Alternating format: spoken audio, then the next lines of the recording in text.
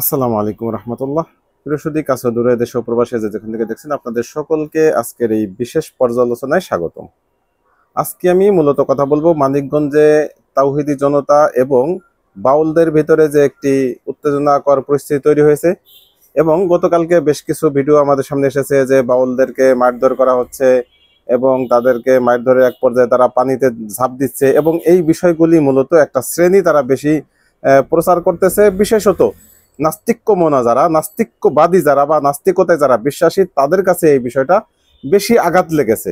কারণ যে যাকে মহব্বত করে তার কাছে তার বিষয়টাই বেশি ভেসে উঠবে, সেটাই স্বাভাবিক।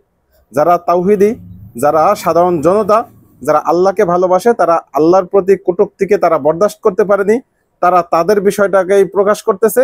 অন্যদিকে যারা এই বাউলদের প্রেমে মধ্য, যেমন আপনার ফরাদ মাজার, এরপরে উপদেষ্টা মাহফুজ আলম, ডাক্তার জাহেদুর রহমান সহ এরকম আরো বেশ কিছু আছে এবং আরেকটা শ্রেণী আছে যারা নাস্তিক্যবাদী, এরাও এদের পক্ষ নিয়েছে।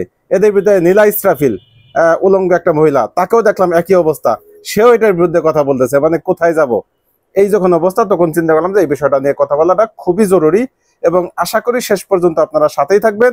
আপনারা আপনাদের মূল্যবান মতামত অবশ্যই কমেন্টে জানাবেন ইনশাল্লাহ। প্রথমেই যদি আমি দেখি যে গতকালকের যখন ঘটনা ঘটলো তখন মাহফুজ আলম তিনি একটি পোস্ট করেছেন।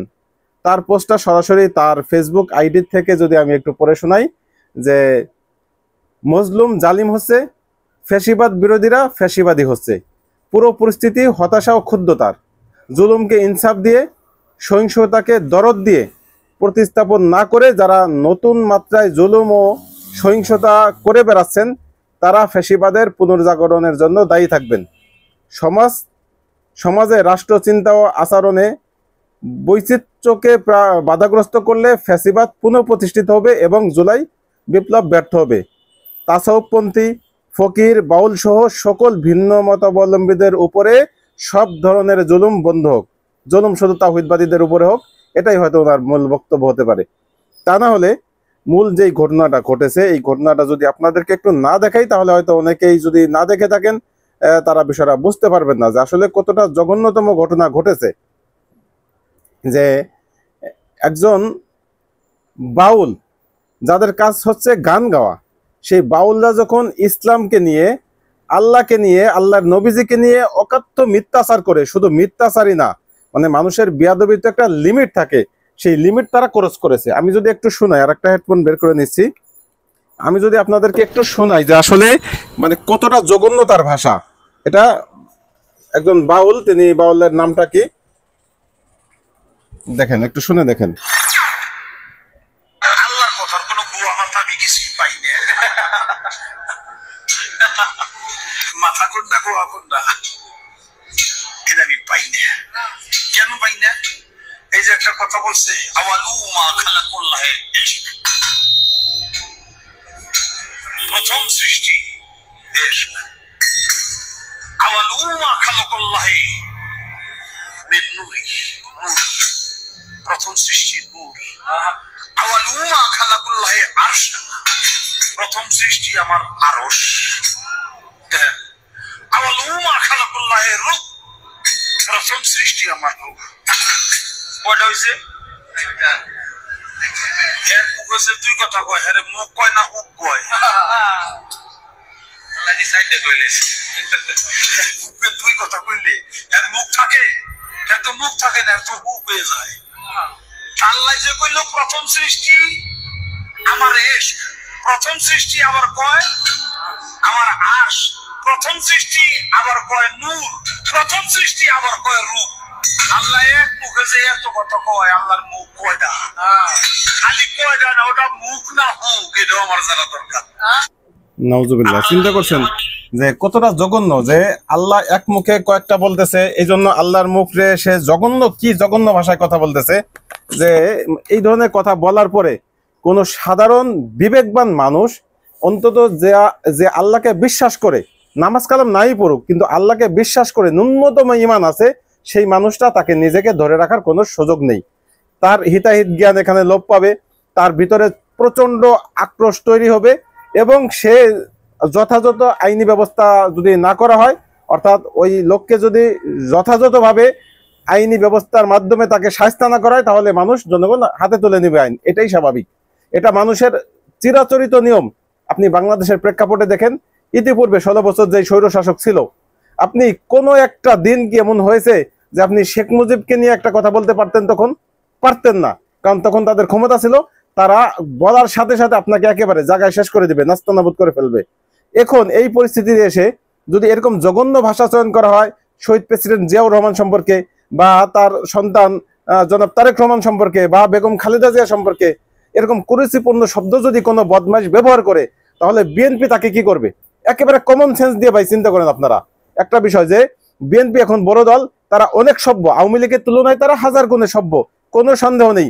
কিন্তু এই সভ্য একটি দলও যদি তাদের এরকম হাই কমান্ডের বিরুদ্ধে এরকম নোংরা ভাষায় কেউ কথা বলে, তাহলে তাকে কি করবে বিএনপির নেতাকর্মীরা? এটি তো আইন আদালতে যাওয়ার সুযোগও দিবে না তারা। তো সেই জায়গায় মহান আল্লাহকে নিয়ে এরকম নোংরা ভাষায়, জঘন্য ভাষায় যে কথা বলতেছে, তাকে যে ঠিক রেখেছে, সে এখনো যে ঠিক আছে, এটা তো তার ভাগ্য। এরপরে তাকে কেন্দ্র করে যখন সেখানে এই বাউলপন্থীরা জমায়েত হচ্ছে, তার পক্ষে স্লোগান দিচ্ছে, তখন সাধারণ মানুষ কোনো ক্রমেই নিজেকে ধরে রাখার কোনো সুযোগ নেই। সেই জায়গা থেকে সেই বাউলদেরকে তারা দাবড় দিয়েছে, বা বাউলদেরকে তারা ছত্রভঙ্গ করার চেষ্টা করেছে। বাউলরা এক পর্যায়ে তারা পানিতে নেমে গেছে, সেটা ভিন্ন প্রসঙ্গ। এই বিষয়টা কতটুকু বৈধ অবৈধ সেটা নিয়ে আলোচনা হতে পারে, কিন্তু আমি আজকে খুবই আরো ব্যথিত হলাম যে এই বিষয়টাকে বেশ কিছু আলোচকরা আলোচনা করতেছেন, যেমন ডাক্তার জাহিদুর রহমান।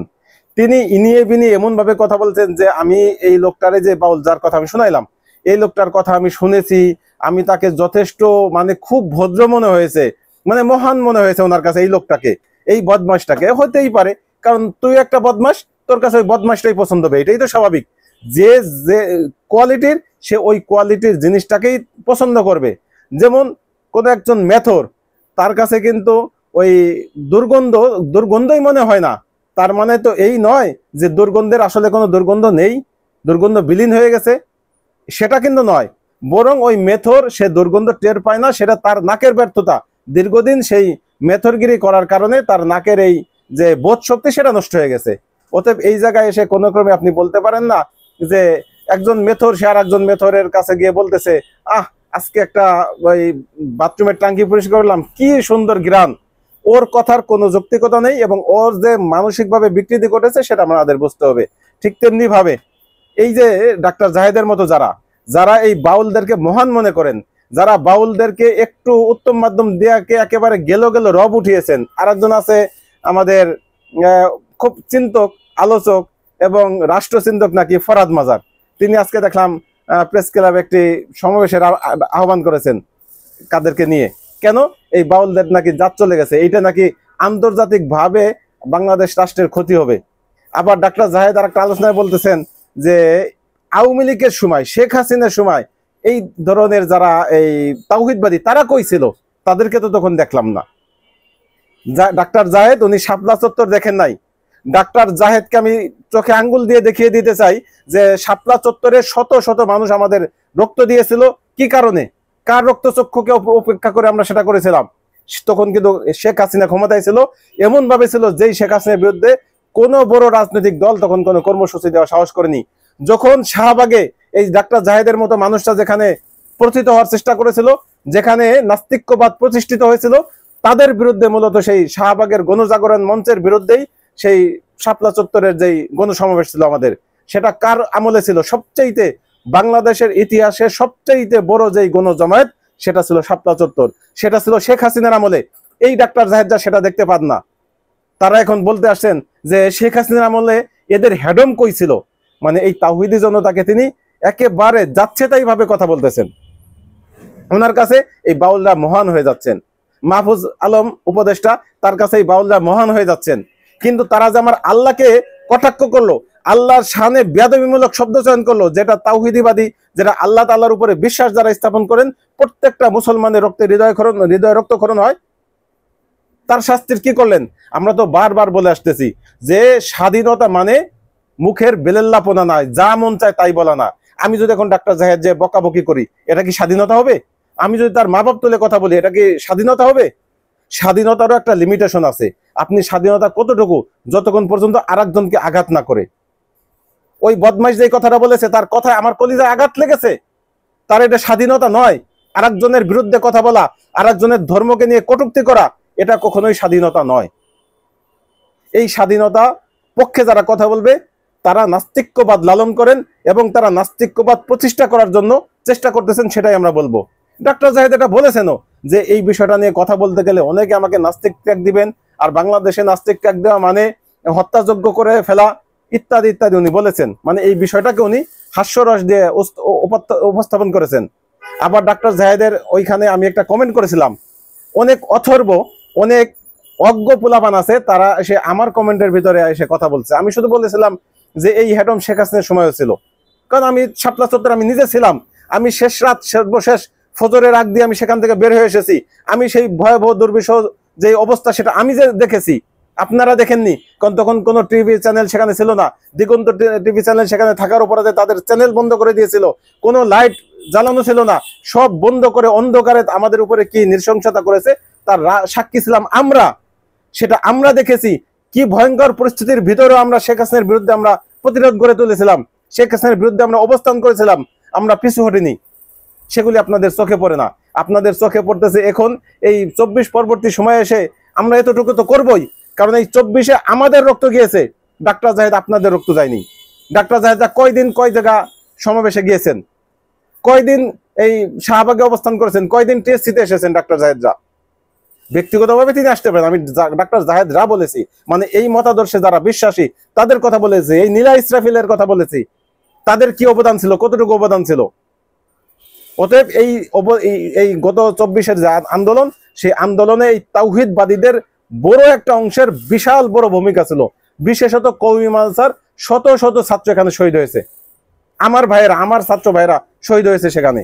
অতএব আমাদের জ্বলন ঠিকই থাকবে, এবং এই পরবর্তী স্বাধীনতা পরবর্তী সময় এসে আমাদের বিরুদ্ধে কেউ কথা বলবে সেটা হতে পারে না। অন্তত আল্লাহ এবং আল্লাহ রসুলের বিরুদ্ধে কেউ কথা বলবে সেটা আমরা মেনে নিতে পারি না। শেখ হাসিনার সময় মানিনি, এখনো মানবো না, পরবর্তীতে যে সরকারি আসুক কোনো সময় আমরা আল্লাহ এবং আল্লাহ রসুল এই বিষয়ে যে বা যারা কথা বলবে আমরা চুপ করে ঘরে বসে থাকবো না, আমরা তার বিরুদ্ধে প্রতিবাদ করব, প্রতিরোধ গড়ে তুলবো। হ্যাঁ, এর একটা সমাধান আছে। সমাধানটা হচ্ছে, রাষ্ট্রকে আমরা বারবার বলেছিলাম যে ইসলাম ধর্মকে নিয়ে যদি কেউ কটাক্ষ করে বা কোরআন সুন্নাহকে নিয়ে কেউ কটাক্ষ করে, আল্লাহ এবং আল্লাহ রাসূলকে নিয়ে কেউ কুরুচিকর মন্তব্য করে, তাহলে এর জন্য সর্বোচ্চ শাস্তি নিশ্চিত করুন, মৃত্যুদণ্ড নিশ্চিত করুন। আপনারা যদি সেটা নিশ্চিত করতে পারতেন তাহলে মানুষ, জনগণ আইন হাতে তুলে নিত না। জনগণের আইন হাতে তুলে নেওয়ার অধিকার আছে, ইসলামেই আছে। যদি আল্লাহ রাসূল সাল্লাল্লাহু আলাইহি ওয়াসাল্লাম একবার বলতেছিলেন যে এই একটা ছবি দেখে যে একটা লোকের কথা বলে যে এই লোকটা আমাকে খুব কষ্ট দিতেছে, কে তার বিরুদ্ধে ব্যবস্থা নিতে পারো। তখন এক সাহাবী বললেন যে আমি পারবো। ওই সাহাবী গেলেন, সে দৌড়াইতেছে, ওই কাফেরও দৌড়াচ্ছে, সাহাবীও দৌড়াচ্ছে, কাফেরও দৌড়াচ্ছে, দৌড়াইতে দৌড়াইতে একটা পর্যায়ে ডাকলেন, দাঁড়াও, তোমার সাথে আমার কিছু কথা আছে। পরে তাকে কিছু কথাবার্তা বলে তার সাথে একটু ভাব জমাইলেন। ভাব জমিয়ে তার থেকে তার তলোয়ারটা নিলেন, যে দেখি তোমার তলোয়ারটা খুব সুন্দর, ভারী। অনেক প্রশংসা করার পরে তিনি দিলেন, হ্যাঁ এই তলোয়ার দিয়ে আমি এত এত কিছু করেছি এরকম। তারপরে সেই তলোয়ার দিয়ে এর গর্দান দ্বিখণ্ডিত করে ওই মস্তক নিয়ে নবীজির কাছে হাজির হয়েছেন। এই ইতিহাস আমাদের সামনে আছে। অতএব আল্লাহ এবং আল্লাহ রাসূলের বিরুদ্ধে কেউ গুস্তাখি করলে তার শাস্তি মৃত্যুদণ্ড দিতে হবে। এটা যদি রাষ্ট্র করে তাহলে জনগণ এই আইন হাতে তুলে নেবে না। আর যদি সেটা রাষ্ট্র করতে ব্যর্থ হয় তাহলে তো এর দায়ভার জনগণের উপরে বর্তাবে, বা জনগণই সেই আইন তুলে নেবে এবং সেই দায়ভারটাও রাষ্ট্রের উপরে বর্তাবে। কারণ রাষ্ট্রের দলীয় যারা থাকে তাদের জন্য, মান সম্মানের জন্য, তাদের বিরুদ্ধে কেউ কথা বললে সেটার জন্য যেই শাস্তি দেওয়া হয়, ইসলাম, আল্লাহ এবং আল্লাহ রসুলকে নিয়ে কেউ কথা বললে সেই শাস্তিটা দেওয়া হয় না, বা সেইভাবে তাদেরকে গ্রেফতার করা হয় না। এজন্যই জনগণ খেপে যায়, মুহূর্তের ভিতরে জনগণ উত্তেজিত হয়ে যায়। জনগণের এই উত্তেজনা রোধ করতে চাইলে অবশ্যই সরকারকে ভূমিকা পালন করতে হবে। এবং আমি আবারও বলছি, এই সর্বোচ্চ যে শাস্তি, অর্থাৎ ধর্ম অবমাননার যে সর্বোচ্চ শাস্তি, সেটা নিশ্চিত করতে হবে। এটা যদি নিশ্চিত করতে পারেন তাহলে এই ধরনের যে আপনারা যে মব কালচার বলতেছেন সেটা হয়তো বন্ধ করতে পারবেন। আজকের মতো এই পর্যন্তই। ভালো থাকবেন। আল্লাহ হাফেজ। আসসালামু আলাইকুম রহমতুল্লাহ।